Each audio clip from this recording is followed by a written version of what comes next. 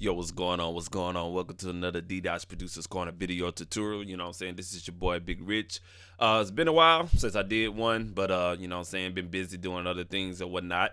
Today I just pretty much, I pretty much want to, you know what I'm saying, share some, different techniques with you. And as you see, that's Gist in the background, you know what I'm saying, right there, you know what I'm saying. Before we get into this tutorial though, I wanted to give a shout out to the cast of D-Dot's Producers Corner, the host D-Dot, the co-host Trey, and the other co-host Mr. Lee, platinum producer, you know what I'm saying. Salutes to you.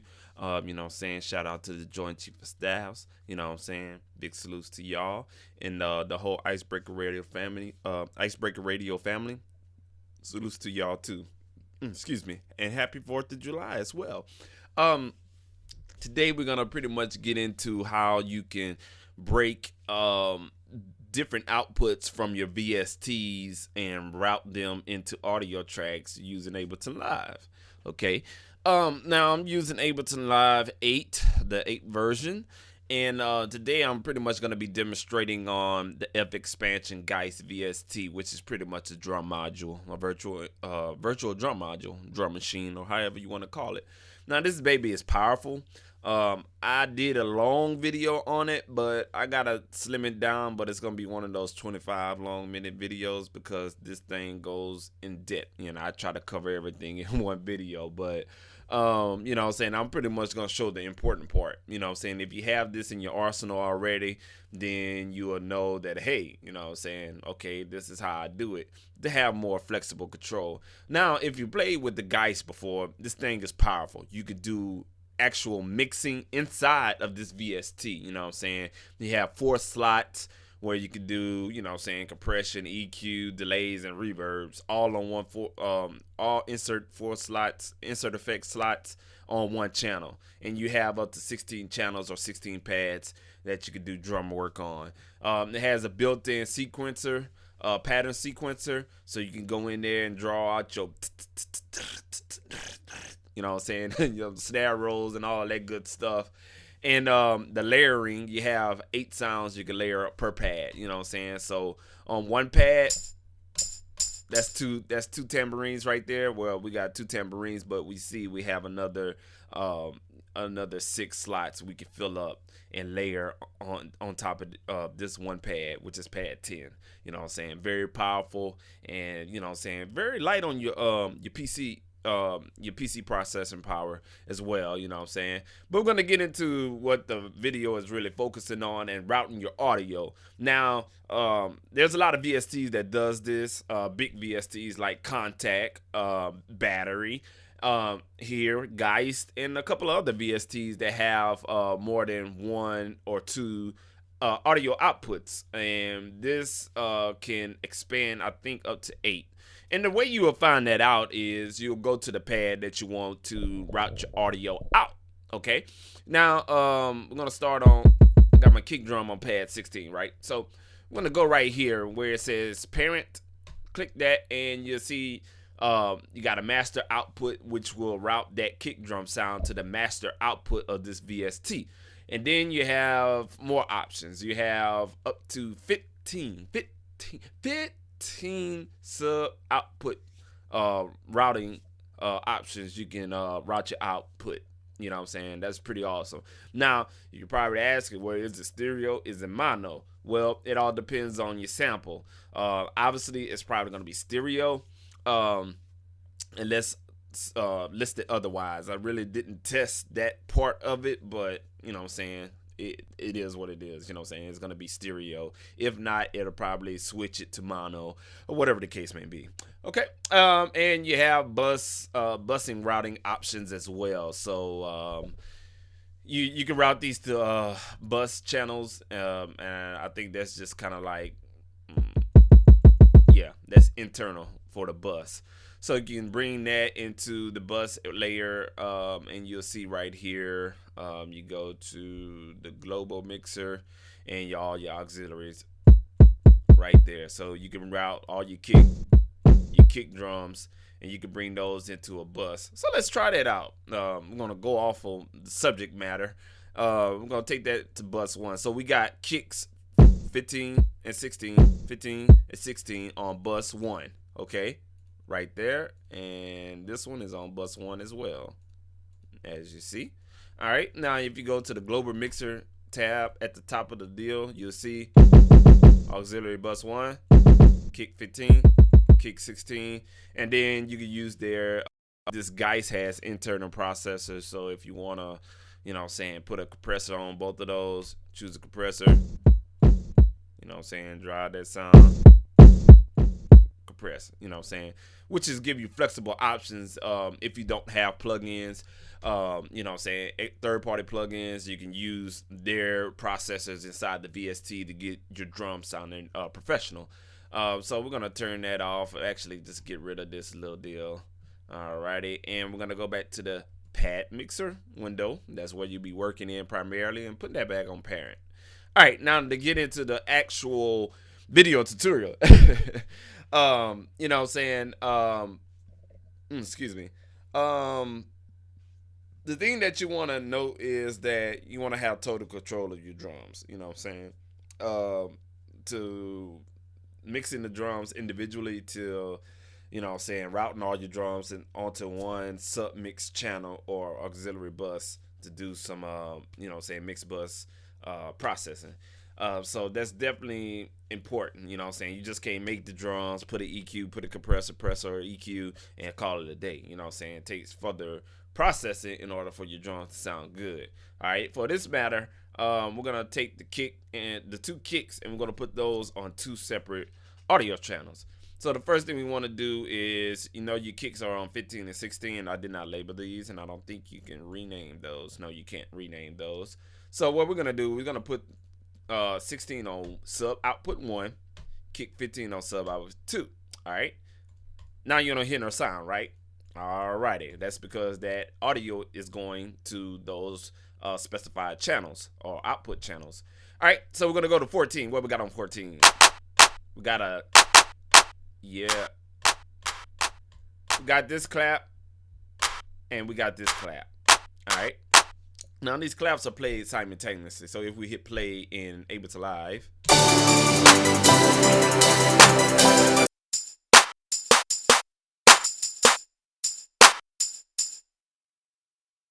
now, as you see, you don't hear the kick, but you know what I'm saying, you hear the claps. You know what I'm saying, and the tambourine and the snare.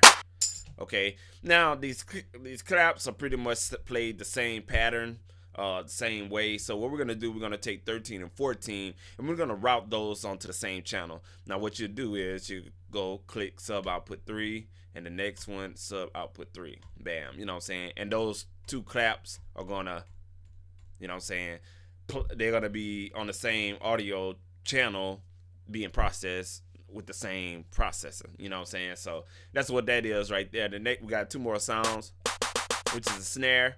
Of course, we're going to put that on its own, which is going to be sub output 4. And the tambourine, we're going to put that on sub output 5. All right, now once you have that done, you can pretty much close out a Gist.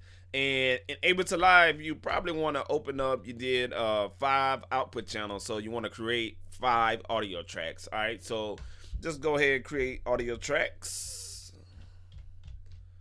All right, and our audio track should pull up. All right, and once you have your audio tracks, you hit play. You're not going to hear anything, right? Good, that's what you want to do. You did the right thing, but you got to figure that out, you know what I'm saying?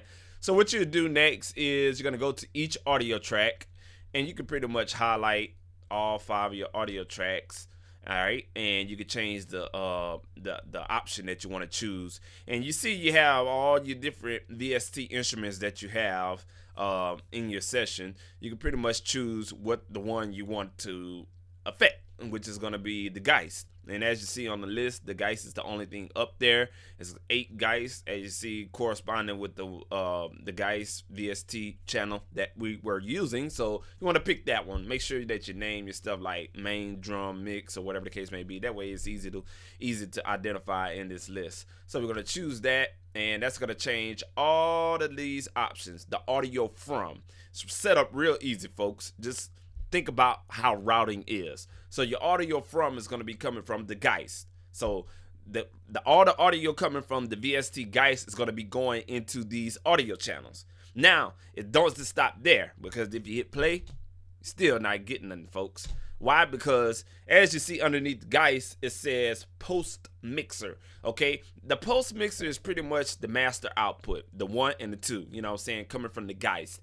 But remember what we did? We routed each individual drum sound to their own audio signals or routes or channels. So what we want to choose is those. Okay, now it's on post mixer, is reading the master output of the Geist. So what you want to do is find those individual outputs. So you go and you click on post mixer, and you see pre-effects, post effects, and post mixers. And this is what I like about Ableton Live. Okay, now you can hit play, you hit the drop down button, and you see the signals lighting up in green like Christmas trees. You know what I'm saying?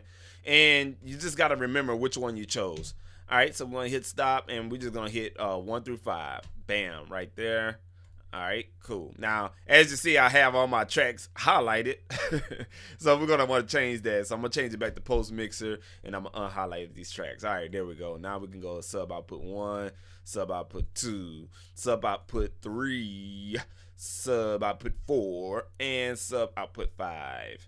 All right, and what we're going to do next doesn't stop here, folks. You did the correct steps. The next thing you want to do is make sure that you're monitoring in, because when you hit play, you're not going to hear anything, but you see your Christmas trees lighting up all individually like they're supposed to, right? All right, cool. So you're probably thinking, well, you know, man, I'm just going to solo all the tracks, dog. Let's solo all the tracks, dog, and it's going to work. No, it's not going to work. Why? Because you're not monitoring that input signal. It works just like a mixing console. When you route stuff to different audio channels, you're not going to hear it. Some consoles have this what you want to call it, kind of like a signal effect that'll open up the signal, that way you can monitor it. So you know, you want to monitor the input signal. You know, the output signal is pretty much going to monitor the post effect, you know what I'm saying, but you want to monitor it coming into the audio channel. So what you do is change all of them to monitor in, and we have everything solo. Let's check it out. Yeah. And you can pretty much, and we got that kick, and as you see, the claps are on, you know what I'm saying, they doing that thing. This is the snare and the tambourine. You feel me? So that's pretty much it right there. And now what you can do is just pretty much do internal processing. So you can go to your favorite plugins, and as you see, we go over here, and let's just say you want to use, I don't know, hell, you want to use the URS Vintage, the URS Strip Pro plugin on the hi-hat, you know what I'm saying? So what you do is just drag that plugin on top of that audio track, bam, you know what I'm saying? And you can use this plugin on that particular sound, which is a tambourine, I think. Yeah, we go.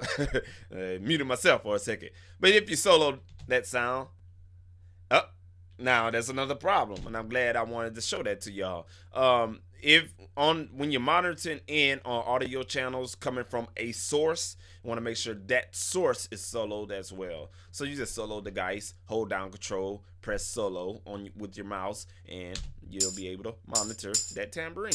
And then you can do all your little funky presets and whatever the case may be. You know what I'm saying? So that's pretty much the Geist. I could do a video tutorial on the Geist, but folks, it's gonna be long, you know what I'm saying, because that program is so powerful. But you could do everything with that one thing. I used to use battery, but when I found out about Geist, it was game over with, man. You know what I'm saying? So, you know, I'm gonna let y'all check out the beat, and this is pretty much how the drums is coinciding with the instruments. Y'all check it out. Just for a couple of seconds. This is going on the Joint Chief of Staff's mixtape as well.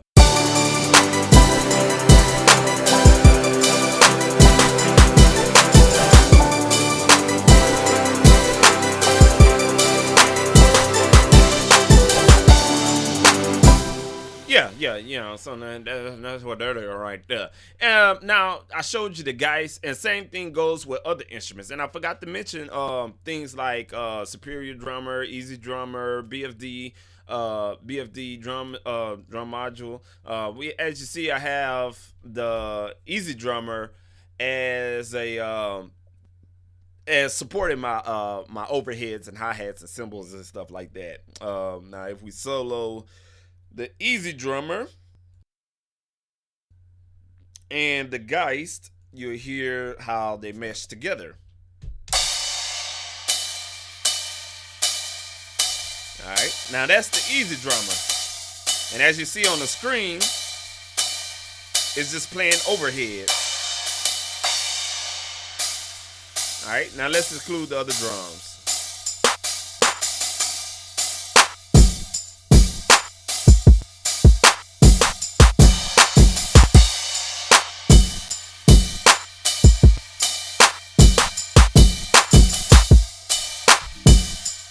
So that's the kind of things, you know what I'm saying, with drum programming, especially with hip hop. You got to take it to that next level. You just can't use sample hi-hats, sample this and stuff like that. There's actually VSTs out there that like Easy Drummer, BFD, and other things I'm forgetting, other VST drum VSTs that I'm forgetting to mention, that can add that realism drum sounds to your production and take it to a whole nother level. You know what I'm saying? I just only had 5 sounds with a drum machine using regular old samples.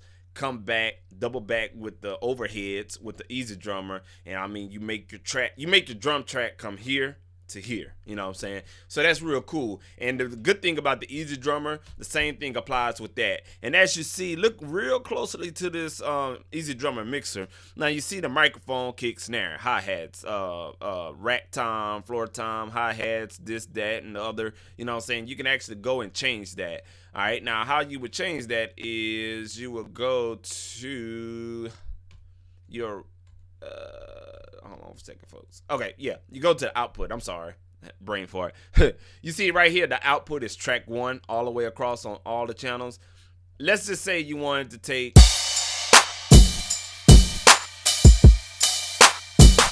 now, as you see, when we hit play, everything that's active in the Easy Drum is gonna light up yellow. So let's just say you wanted to do something crazy with an effect or a plugin with that hi-hat right there. Now you got to keep in mind, this Easy Drummer also has processes with reverbs and room mics and stuff like that. So if you change that from track 1 to stereo or multi-channel, or however you want to do it, or track 2, or whatever the case may be, it's only going to affect that hi-hat sound. That's it. Not the room mic, not the reverb or any other special effect built inside the Easy Drummer is going to affect just the hi-hat sound. So the best thing is probably for you is you can either change to multi-channel and route everything. You know what I'm saying? It's going to individually route everything. So let's change to multi-channel and see what happens. Bam, there you go. You know what I'm saying? The kick has its own track. The snare has 2. The bottom snare has 2. The rack toms, you see it's only 2 of them. They got, you know what I'm saying, 2 channels. The hi-hat is on 4. The foot stomp is on 5. The clap and the snap is on 5. The tambourine, I think that's the little built-in drum machine, as you see if we go back. This is this little deal right there. That's track 5. All the way over to the room mic, which is track 6. The overheads, which are the cymbals and the rod cymbals, those are on track 6 as well, because they're mic'd with an overhead mic. You feel me? Because, you know what I'm saying, you got a left and a right small condenser mics. You know, and then you got the effect channels, which have their own input and stuff like that. And now let's just say we wanted to take that a hi-hat. Let's create another audio track on top of that. So what we'll do is hit Control T, wait a little minute as my computer think about it. All right, cool. Now my screen is split on my view, so what you do here, same thing, audio from Easy Drummer 17, bam, right there. And you're gonna choose what the hi-hat was. I forget. Let's go back to it, folks. Track 4. So you go back to your audio track, choose Easy 4, bam. Now watch this. Alright, now we hit play, you don't hear nothing. Why? Because you're not monitoring in. Hit monitor in and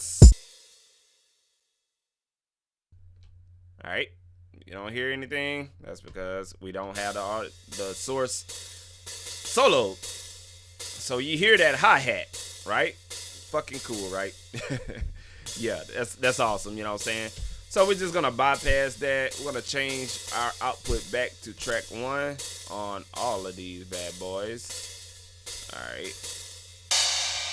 Alright, and to change it back, you just highlight on one of them that's not track 1, and you just go to stereo, and it's gonna change all the outputs on that. So this concludes this tutorial, you know what I'm saying? And you know, this is more tutorials like this to come. Yes, I am not working in Reason anymore because Reason is not user friendly in my opinion, because I think if they're gonna put another technology like rack extensions in Reason, they need to just go on ahead and support VSTs. Why charge people to buy another set or plugin format and you have to double back? It's just too much. So Reason, I'm sorry. I still fucks with you. I still make beats in Reason, but right now, Ableton Live and other programs that support VST technology, it's where it's at, man. You can do a lot more things. You can use plugins and instruments, you know, effect plugins and instruments. So this concludes the video tutorial. You know what I'm saying? Y'all got any questions, y'all can follow me on Twitter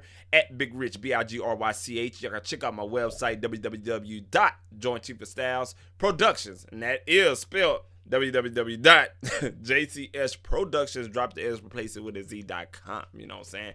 Y'all stay tuned. Y'all be easy. Happy 4th of July too. Peace.